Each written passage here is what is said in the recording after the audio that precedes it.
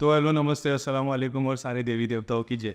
बहुत सारे लोग बोलते हैं भैया बिजनेस नहीं चल रहा है, पैसा नहीं चल रहा है। तुमने अगर तुम्हारे घर में अगर किसी लेडीज़ को दुखी करके रखा है, तुम्हारी जिंदगी बर्बाद है।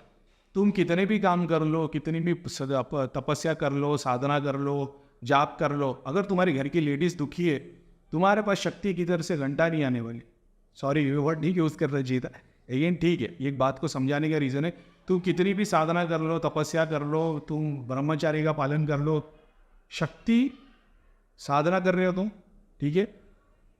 तुम भक्ति नहीं कर रहे हो, तुम साधना कर रहे हो। साधना किसके लिए कर रहे हो? शक्ति के लिए। शक्ति के स्वरूप क्या है? मेरे से बेटर जानते हो आप लोग, तो मेरे से बेटर नहीं जानते, लेकिन ठीक है।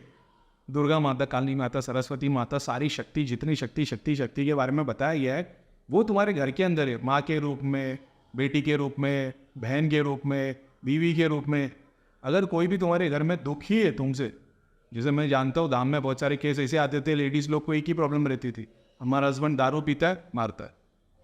उन लोगों को बस ये था कि ये किधर से छूई है। अपने में तो वैसे काम करते नहीं थे, लेकिन मैंने ये देखा है, शक्ति शक्ति की बात कर रहा हूँ, ठीक है।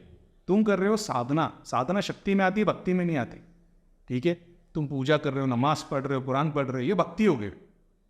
अब जब तुम अमल करने बैठते हो, तुम एक सर्टन टाइप की पढ़ाई करने बैठते हो शक्ति के लिए, वैसे तुम साधना कर रहे हो शक्ति के लिए, दृष्टि के लिए, कुंडलिनी जागरण के लिए। ये शक्ति में आता है। शक्ति की जो सोर्स आसमान से नहीं आई है, वो तुम्हारे घर में है, तुम्हारे अंदर है। मम्मी, दादी, बहन, बीवी, अगर ये तुमसे दिल से दुखी है, तुम्हारी कोई साधना कंप्लीट नहीं होने। तुम कितनी भी साधनाएं कर लो, कितनी भी कुंडलिनी जागरण कर लो, कितनी भी महाविद्या कर लो, कोई आएगी नहीं। जिसको माता का ग्रेस है, जो अपनी माँ की सेवा करता है, जिससे अपने घर की सारी औरतें खुश है, उसको तो बिन मांगे सब कुछ मिल जाता है। एक तरीके से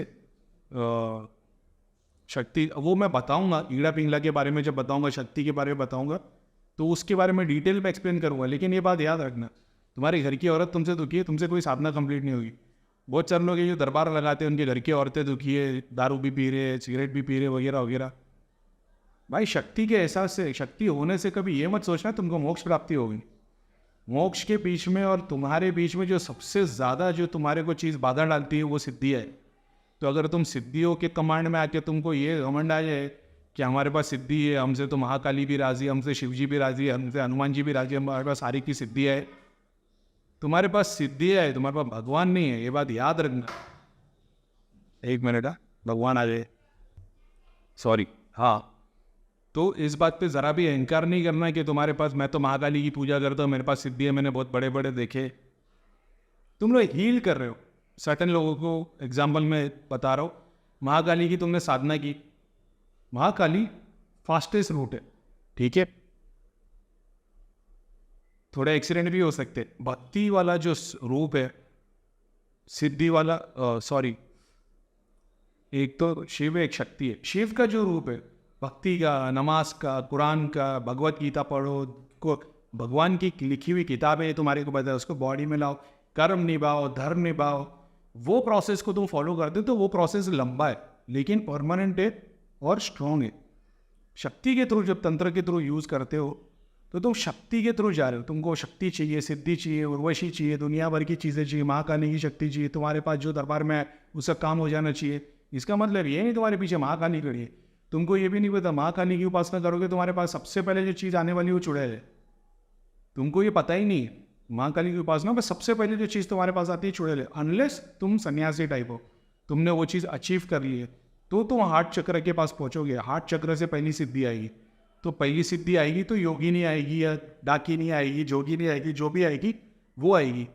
तुमने अभी तक कोई सिद्धि की नहीं है, तुमने अपने कर्म निभाए नहीं है, तुम जवान हो या तुम्हारी शादी भी हो गई है, तुम्हें काम वासना तुम्हारी खत्म नहीं हुई, इसका मतलब ये नहीं ब्रह्मचारी का पालन करना, ठीक है। बहुत सारे लोगों को लगता है भाई काम वासना के लिए कहीं, मैं बोलते काम वासना पे कंट्रोल है। काम वासना पे कंट्रोल होना चाहिए भाई। तुम शादीशुदा गृहस्थ जिंदगी बिता रहे हो तो उससे कोई प्रॉब्लम नहीं आएगी। जब तुम कंट्रोल करते हो तो फिर तुम्हारे सामने कॉन्सिक्वेंसेस बढ़ जाते हैं। मैं उसके खिलाफ नहीं हूँ, ब्रह्मचार्य पालन के खिलाफ। और ब्रह्मचार्य का पालन सिर्फ सेक्सुअल डिज़ायर को रोकना नहीं है, और भी बहुत सारे, किसी तामसिक भोजन। अब आपको क्या लगता है तामसिक भोजन खाली नॉनवेज है क्या?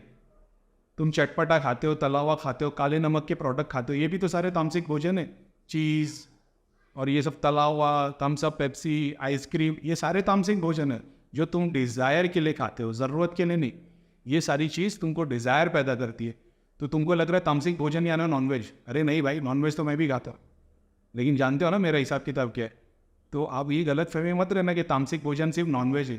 तामसिक भोजन तेल का भी आ गया, तुम्हारे आइसक्रीम आ गई, तो कोल्ड ड्रिंक आ गई, चटपटी चीज़ें, ये समोसा, वड़ा, पानी पूरी, इसमें काला नमक। काला नमक तो सबसे बड़ा गलत करने वाली चीज़ है। ये सारे फूड्स तो डिज़ायर पैदा करते। तो तुम नॉनवेज नहीं खा रहे हो, लेकिन ये सारी चीज़ें खा रहे, ये भी तो तामसिक ही है। कोई बुराई नहीं है, लेकिन मैं ऐसा बता रहा हूँ, ये भी तामसिक में ही आता। अब जब तुम शक्ति की पूजा करते हो, शक्ति को जानते हो, जो शक्ति की पूजा करता है ना, वो ये देखता है कि चुड़ैल हो, भूत हो, प्रेत हो, बेताल हो, जीन हो, डाकिनी, पिशाचिनी, जोगिनी, सारी अप्सरा, माता काली, सब शक्ति है, ये उसी के रूप है। मैं इन सबको पूछता हूँ। अब उसने ये मान लिया, अब वो इस रास्ते चलना शुरू हो गया। तो जो दूसरे साधु टाइप लोग हैं ना, संत टाइप, पंडित टाइप, वो बोलते हैं ये गलत काम, ये मैली विद्या है, ये तो गंदा काम कर रहा है। वो उनका ओपिनियन है, तुम्हारा नहीं। तुम्हारा ये मानना है मेरी माता शक्ति है, मैं उसके थ्रू जा रहा हूँ। क्या सही क्या गलत है, ईश्वर ने दोनों की तुमको चॉइस दी हुई। तुम जिससे चाहे पा लो, लेकिन तुम उस डेस्टिनेशन तक पहुँचना चाहिए। तुम रास्ते में कहीं लड़खड़ा के गिर नहीं जाना चाहिए। ये इंपॉर्टेंट है कि तुमको वहाँ पहुँचना चाहिए, क्योंकि वो इतनी सारी सिद्धियाँ तामसिक जब आती है, अपने एक्सपीरियंस के साथ में बोल रहा हूँ मैं, जब तामसिक सिद्धियाँ आती तुम्हारे पास में, तुम्हारा अग्नि तत्व इतना बढ़ जाता है ना कि तुम अपने आप को कंट्रोल नहीं कर पाते हो। और जब आप अपने आप को कंट्रोल नहीं कर पाते हो तो तुम लड़कियों के चक्कर में लग जाओगे, तुम नशे के चक्कर में लग जाओगे। शक्ति का भी एक प्रोसेस है। शक्ति को मत समझो कि भूत प्रेत चुड़ैल है या वगैरह वगैरह। शक्ति ये गन की तरह है, ठीक है। अगर एक पुलिस वाले के हाथ में तो तुम सेफ हो, अगर एक गैंगस्टर के हाथ में तो ज़रूरी नहीं है गैंगस्टर बुरा ही करेगा, पुलिस वाला अच्छा ही करेगा। मैं बहुत बार बता चुका हूँ ये। शक्ति को यूज़ करने आने चाहिए। तुम्हारे को गन हाथ में लेने से पहले उसका जो क्या बोलते हैं ना, इंपॉर्टेंस समझ में आना चाहिए कि वो जान बचा सकती है, जान ले भी सकती है। जब वो तुम समझ जाते हो ना, अब वो भी ईश्वर ही देता है, लेकिन जब तुम वो समझ जाते हो, उसके बाद जब तुम साधना करते हो ना, तो भाई फिर तुम 64 जोगिनी कर लो, महाकाली करो, तुम चुड़ैल को सिद्ध कर लो, तुम्हारा नुकसान होने ही नहीं वाला। चुड़ैल भी बहुत सारे अच्छे काम करती है, नहीं ऐसा नहीं है। अभी जैसे डायन है, एक औरत जो शादी के बाद प्रेगनेंसी में मर गई, वो डायन बनेगी। वो क्या करती है, वो क्या करती है उसको जानने दो। तांत्रिक उससे क्या करवाता है, बच्चे मारने का। बच्चे मारने में जो सबसे एक्सपर्ट है वो डायन है। वो अपनी माँ, एक माँ जो बच्चे को प्यार करती है, वो देख नहीं पाती हो, क्योंकि उसके अंदर इतना प्यार भरा है, उसके पास औलाद नहीं है। बच्चे मारने में सबसे बेस्ट काम करती है डायन। चुड़ैल जो शादी से पहले मर गई, इसके लिए वो काम वासना वाले लोग के पास चुड़ैल इसके लिए जाती है क्योंकि उसकी शादी नहीं हुई, उसके अंदर वो डिज़ायर जिंदा रह गए। अपन ने तो देखे, इसके लिए जानते। और मेरा मकसद वो नहीं है कि लोगों को मैं साधना कराना सिखाऊँ जिसमें मैं अलग अलग चीज़ें सिखाऊँ, क्योंकि मेरे को वो जाता तो है नहीं। मैंने कोई अलग अलग साधना की नहीं है। अगर मैंने की होती तो मैं आप लोगों को बता सकता था। 30 रुपये की स्टेशन के बाद किताब मिलती है, उसमें अलग अलग साधनाएँ लिखी है। चाहो तो रोज़ आके आपको एक नया मंत्र दे दूँ कि हाँ भाई कल ये है, इससे ये जोगिनी साधना है, इससे ये साधना है, वो साधना है। भाई करीम भाई पहले से वो है ही नहीं, तो मैं वही फील्ड का वही नहीं, ना ही मेरा इंटरेस्ट है। क्योंकि मेरा इंटरेस्ट खुद में भी कभी सिद्धि साधना में नहीं था, क्योंकि मैंने ये जाना है कि सिद्धि साधना से बढ़कर चीज़ें मिल जाती है अगर तुम सही तरीके से उसको फॉलो करो। उसके लिए संत होना भी ज़रूरी नहीं है। मैं कोई संत नहीं हूँ, मैं दुनिया भर की अय्याशियाँ करता हूँ। जो मेरे को पर्सनली जानता है उनको पता है कि मेरे शौक कैसे। तो इसका मतलब ये नहीं कि मैं संत हूँ। मैं तो बोल रहा हूँ बगैर संत बने भी तुम ईश्वर बन सकते हो। ये जो हार्ट है ना, हार्ट, ये सब लोगों के लिए एक बराबर होना चाहिए। मोल तो तोल नहीं होना चाहिए, खास तौर पे धर्म के नाम पे, इंसानियत के नाम पे, ठीक है। एक तरफ बोल रहे हो कि बोले भाई ये तो ऐसा है वैसा है, ये लोग नॉनवेज खाते। अरे तुम लोग भी तो चमड़े के जूते पहनते हो, चमड़े के बेल्ट पहनते हो, तुम्हारी गाड़ी में भी तो लेदर सीट लगी हुई है, और दुनिया भर के प्रोडक्ट लेदर के बने, वो कहाँ से है जाने तो उसमें नहीं लगते। लेकिन मैं एक एग्जाम्पल दे रहा था। मेरा बोलने का मतलब है कि ईश्वर बनने के लिए तुमको संत बनने की ज़रूरत नहीं है, ठीक है। ईश्वर बनने के लिए तो जो गुरु होता है वो ईश्वर ही बनता है ना बाद में। ईश्वर तो एक ही है, लेकिन तुम भी तो बूंद हो, बूंद भी तो साधन जितनी बड़ी है।